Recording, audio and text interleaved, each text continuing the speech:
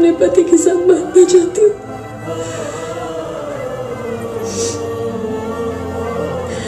बस सिर्फ आज की रात मेरे साथ बिता ले, फिर मैं तुझे कभी अपनी शक्ल नहीं दिखाऊंगी,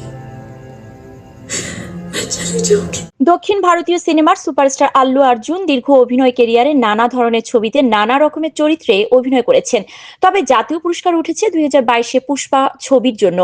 অন্যদিকে এই ছবির নায়িকা রাশ্মিকা মান্দানাও ক্যারিয়ারে সোনালী সময় পার করছেন, একের পর এক ধামাকা দিয়ে যাচ্ছেন। এর আগে পুষ্পা দিয়ে প্যান ইন্ডিয়ান তারকার খেতাব জুটিয়ে নেন, এরপর গত বছর এনিমেল দিয়ে বলিউডেও নিজের আসন পাকাপোক্ত করেন। ভারতীয় গণমাধ্যম ইন্ডিয়ান টুডের এক প্রতিবেদনে বলা হয়েছে, এবার পুষ্পা 2 ঘিরে ব্যাপক আলোচনায় রয়েছেন দক্ষিণী নায়িকা রাশ্মিকা মান্দানা। এমনকি সিনেমাটির জন্য জাতীয় পুরস্কারও প্রত্যাশা করছেন এই অভিনেত্রী। গত 28শে November international film festival of ইন্ডিয়ার সমাপনী আসরে উপস্থিত হন এই অভিনেত্রী। সেখানেই তার কাছে বিষয়টি নিয়ে জানতে চাওয়া হয়।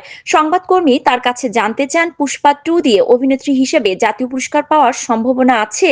রাশ্মিকার উত্তর, আশা করছি। এদিকে অভিনেত্রীকে ঘিরে আরো একটি আলোচনা চাউর হয়েছে শোবিজ অঙ্গনে, সেটি হচ্ছে পারিশ্রমিক বাড়ছে রাশ্মিকার। পুষ্পা 2 মুক্তির পর নাকি তিনি হতে চলেছেন ভারতের সর্বোচ্চ পারিশ্রমিক পাওয়া অভিনেত্রী। বেশ কিছুদিন ধরে এই গুঞ্জন চলছে, তবে সে গুঞ্জন উড়িয়ে দিলেন রাশ্মিকা। অনুষ্ঠানে এ প্রসঙ্গে রাশ্মিকা বলেন, বিষয়টির সঙ্গে আমি একমত নই, কারণ এটা সত্য নয়। 5ই ডিসেম্বর মুক্তি পাবে পুষ্পা 2। এবারও সিনেমাটিতে প্রধান ভূমিকায় রয়েছেন আল্লু অর্জুন, সঙ্গে রয়েছেন ফাহাদ ফাসিল ও রাশ্মিকা মান্দানা। এরই মধ্যে সিনেমাটি দর্শকের আগ্রহে তুঙ্গে। ট্রেলার থেকে গান, প্রত্যেকটি বিষয় নিয়ে হচ্ছে তুমুল চর্চা। এমনকি ট্রেলার প্রকাশের অনুষ্ঠানে লাখো দর্শকের ঢল দেখে অনেকেই ভাবছেন বক্স অফিসে ফের চুরমার করতে আসছে পুষ্পা। সুকুমার পরিচালিত পুষ্পা 2 দ্য রোল নির্মিত হয়েছে প্রায় 500 কোটি রুপিতে। তবে মুক্তির অনেক আগেই বিভিন্ন সত্ত্ব বিক্রি করে সিনেমাটির আয় ছাড়িয়ে গেছে 1000 কোটি রুপি। বক্স অফিস বিশ্লেষকদের ধারণা, বড় রকমের চমক দেখাতে চলেছে সিনেমাটি। మనమస్ తగ్గేదేలే.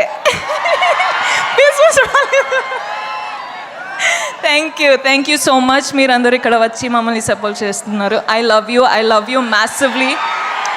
Thank you so much.